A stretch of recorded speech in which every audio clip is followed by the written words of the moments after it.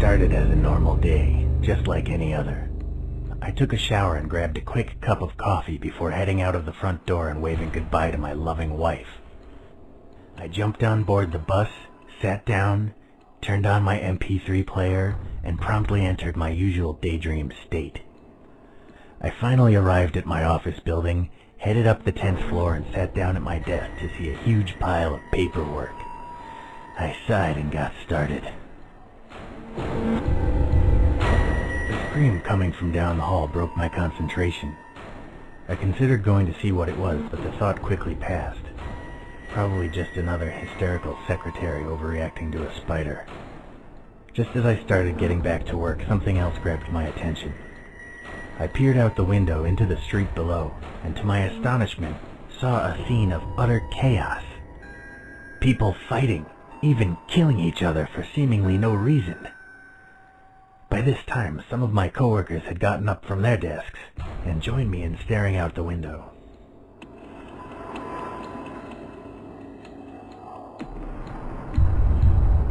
The radio began blurting out all kinds of information. It said that a new breed of virus had been discovered, one that would change its victims into a homicidal maniac. This virus was highly contagious and spreading rapidly. Their advice was to stay where I was, and that if I were to encounter an infected person, I should try to destroy their brain. At this point, I felt myself entering a state of mild shock. It was obvious that whatever was going on was serious, and that a significant percentage of the population were going to be killed or wounded over the course of the next few days. My thoughts quickly turned to my wife. Was she okay? What if these maniacs were near our home?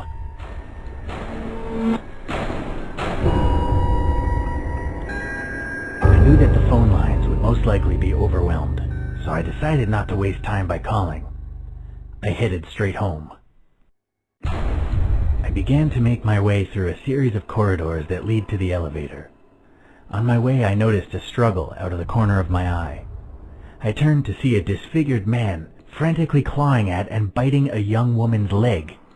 Blood was already pouring from her multiple wounds. The woman cried out for me to help her.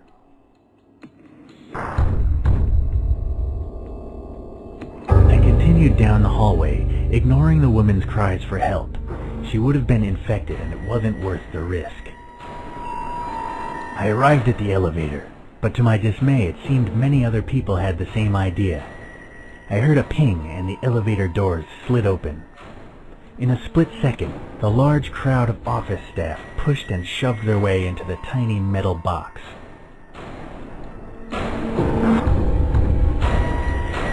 I quickly made my way down the stairs to the ground floor.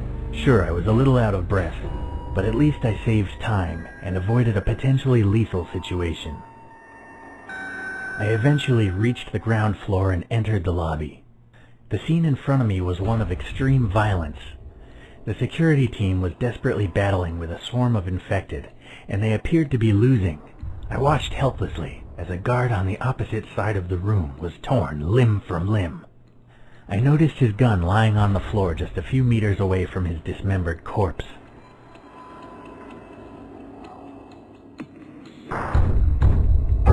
I managed to slip away without any infected noticing and proceeded quickly towards the rear exit. I made my way through several corridors towards the back of the building. As I approached the rear entrance, I spotted a hefty padlock across the bolt, making it practically impossible to open without a key. I cursed my bad luck and tried to figure out my next move. The janitor would have had the key, but reaching his office would have required going back towards the lobby.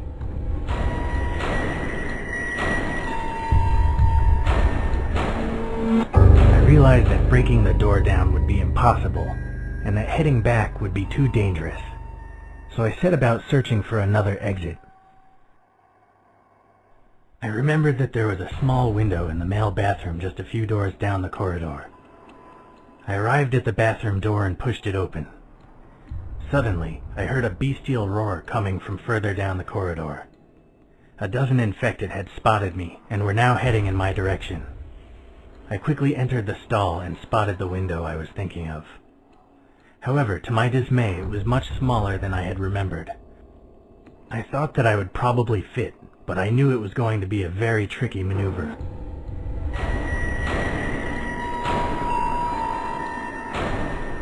Not wanting to waste time, I set about trying to squeeze through the window. A few awkward movements and a lot of pain later, I managed to force my way into the street, escaping the infected with only a few seconds to spare. I dropped from the window and landed on the pavement with a heavy thud. Looking up and down the quiet back street, I tried to decide what to do next. Eventually I came to the conclusion that my best bet was to head to a main road and try to steal a vehicle or catch a lift. I jogged down the quiet street for a few hundred feet before stopping to catch my breath. I looked up briefly and saw a little girl wandering aimlessly in the middle of the road.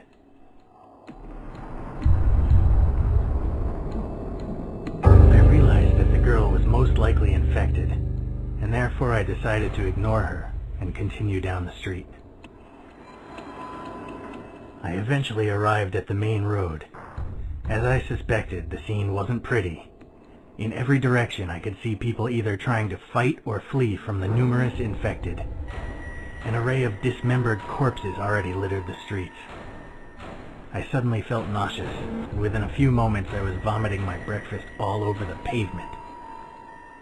I wiped my mouth with my sleeve and looked up to see a bus driving down the street. The number was the same as the one I usually took home. There appeared to be a lot of people on board already, but I thought I might be able to squeeze in.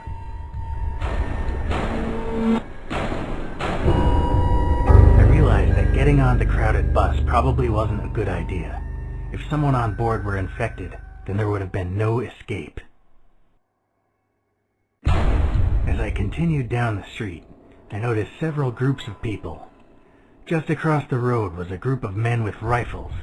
They appeared to be having fun shooting the zombies rather than trying to escape. In the alley I could just about see a group of teenage boys armed with a variety of makeshift melee weapons. A few meters from where I was standing, a paramedic and an armed police officer were helping a wounded man, and as I glanced over my shoulder, I saw a group of survivors from my office building, heading in the same direction. I decided that it was probably best to team up with other survivors.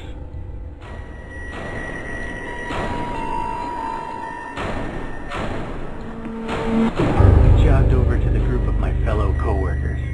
They seemed happy to see me. I told the group that I thought we should try to find some transportation to get out of the city center. One of them suggested we go to the parking area a few blocks down. We quickly agreed to our strategy and made our way down the street. As we approached the car parking area, we noticed a few infected wandering idly around the entrance. There was no real way to avoid them.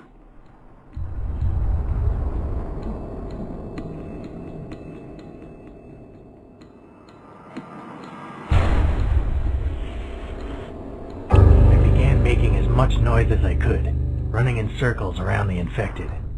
My plan worked, and they began to follow me away from the entrance. The others swiftly entered the parking area and began searching for a suitable vehicle. I was glad they had made it inside, but I was still in serious danger. I eventually managed to lose the infected and quickly caught up with the others. But I promised myself I'd never volunteer to be bait again. We eventually found a few different options for vehicles in which we could make our escape. On the far side of the parking area, we found a pair of road motorbikes. Closer to us was a four-wheel drive all-terrain Jeep, a large freight truck, and a convertible sports car.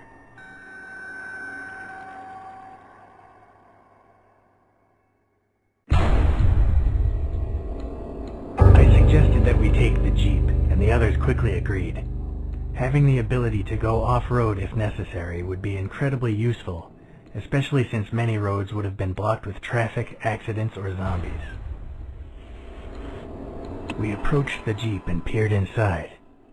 To our dismay, we saw a pair of infected inside, desperately clawing at the windows in an attempt to escape.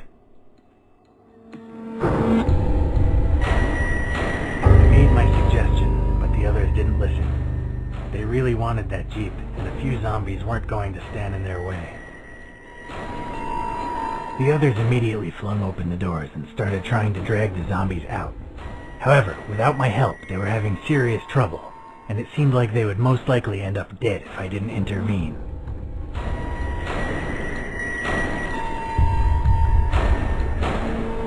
I headed towards the motorbike and didn't look back.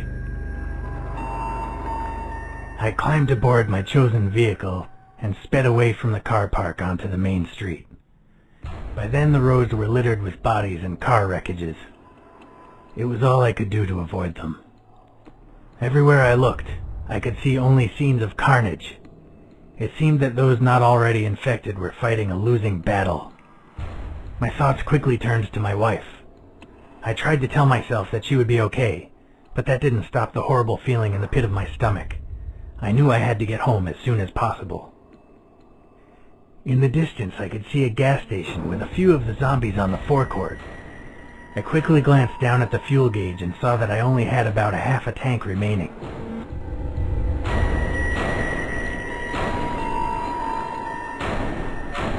I decided not to stop for gas or supplies due to the potential danger. Half a gas tank was more than enough to get home anyway. I continued down the road before turning onto the main highway out of town. However, it wasn't long before I noticed a mass of vehicles blocking the road ahead. The combined sound of all the honking, shouting, and screaming was deafening. Nobody had kept to their lanes, and cars were packed so closely together that not even a bicycle could squeeze through. The blockage extended so far down the road that it was literally impossible to discern what the cause was.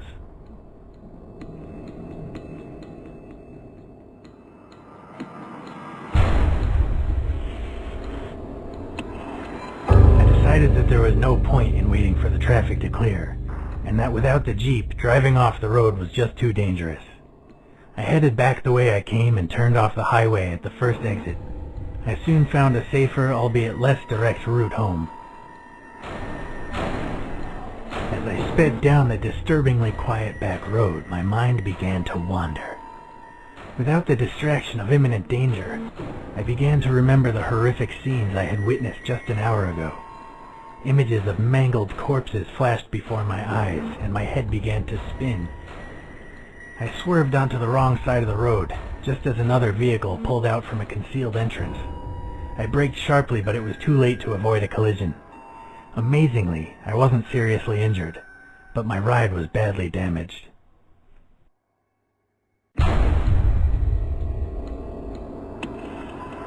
realized that without transport, I would have to walk the rest of the way home. Not wanting to waste any more precious time, I continued my journey on foot.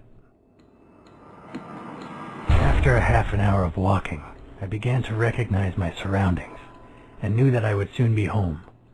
There were several different routes I could take.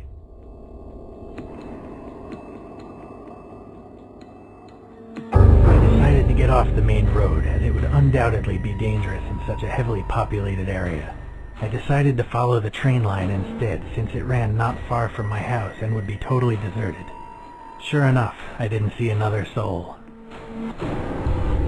I finally arrived in my neighborhood, exhausted.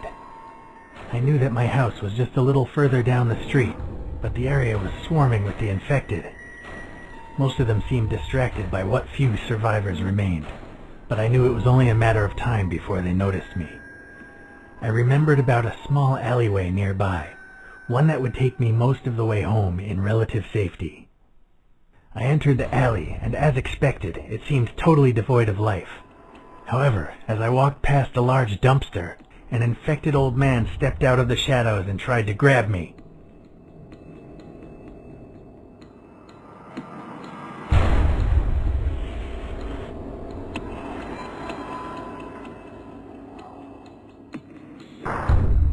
I grabbed him by the neck, realizing that he'd be unable to bite me. I pushed him away as hard as I could, and he stumbled backward. I had bought myself valuable time, but it wouldn't take long for the creature to regain its balance and come at me again. I turned to run back the way I had came, only to see that another group of them had followed and were now blocking my retreat. My only hope was to try and get past the lone infected.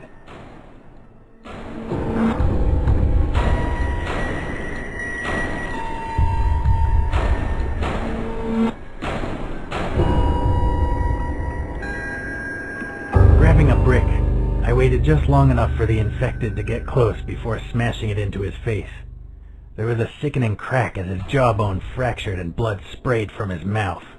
My former neighbor fell to the ground, and before he could get back up, I was able to run past.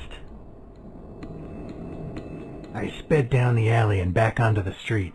When I looked over my shoulder, there was no sign of my pursuers. I could see my house now, just 100 feet or so away. My heart sank when I saw yet another group of infected wandering aimlessly between me and my goal.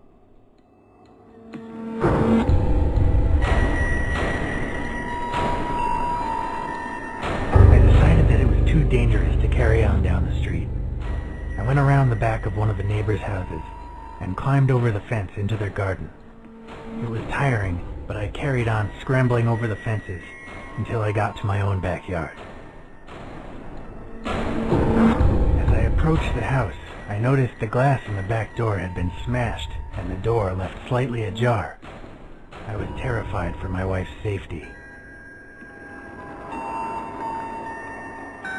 I realized that whoever had broken into the house could still be in there, and without a weapon, I wouldn't be able to help my wife. I headed over to the shed and checked my pockets. Luckily, I still had my keys and was able to remove the padlock and open the door. Inside, there was a wide range of tools to choose from.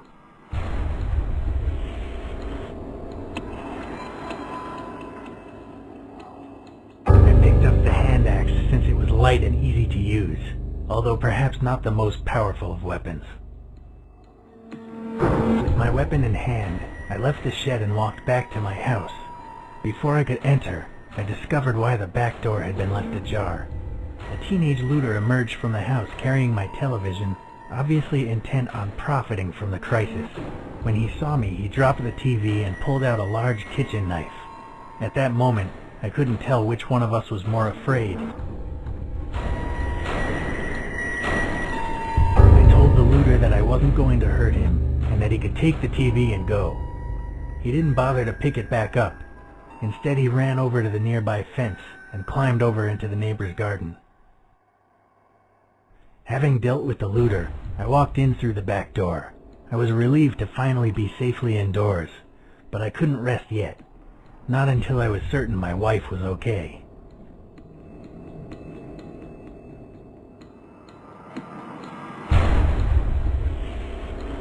I quickly shut the back door and turned the key. With the glass broken, it wouldn't keep out the infected long, but at least it would buy me some time. I began searching the ground floor for my wife. As I came into the living room, I saw that John from next door was standing there. He had his back to me and was clearly oblivious to my presence. His shirt was covered in red stains.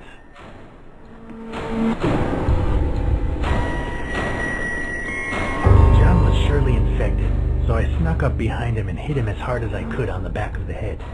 His skull made a satisfying crack and he fell to the floor, dead. I had never liked him much anyway. As I went to go upstairs, I noticed a note had been left for me by the front door. I recognized my wife's handwriting immediately. The note said that she couldn't wait for me any longer and that she was going to pack her bags and take the car to her parents' house in the countryside. As I read the note, my heart sank. I prayed that she would be able to make it to her parents in one piece, but knowing how hard it had been for me to get here, I couldn't help but wonder if she was still alive. When I realized I may never see her again, I began to feel tears rolling down my cheek. I pulled myself together and resolved to keep searching. I needed to make sure the house was secure before planning my next move. As I climbed the stairs, I heard an odd shuffling noise coming from my bedroom. I didn't know if it was my wife, a looter, or another of the infected.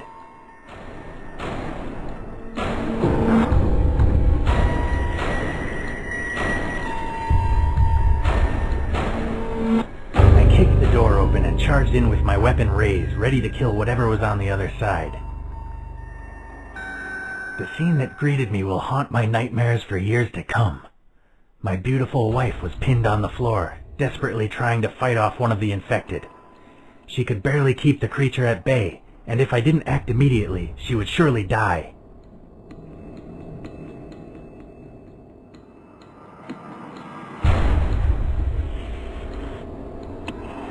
Wasting no time at all, I smashed the infected over the head with my weapon. I was lucky not to hit my wife by mistake, but at least she was alive. I was finally reunited with my wife. I dropped the weapon and held her as tightly as I could.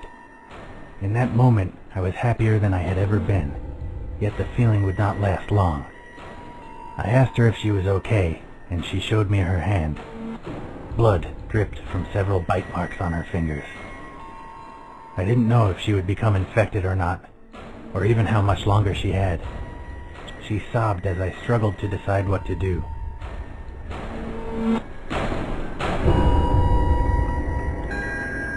I knew I had to do something and do it quickly.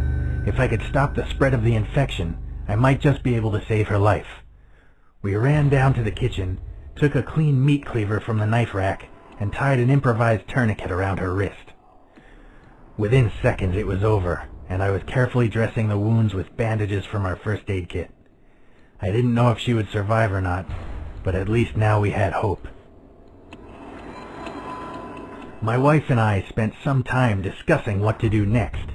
We realized that we couldn't stay in the house forever, as it was just too dangerous this close to civilization. We decided that our best bet was to load up the car with food and supplies, and then head for her parents' house out in the country. I made sure the house was secure, dragged the corpses down to the basement, and then helped my wife get everything ready. She looked pale and weak, but it didn't seem like she would turn, at least not for a while yet.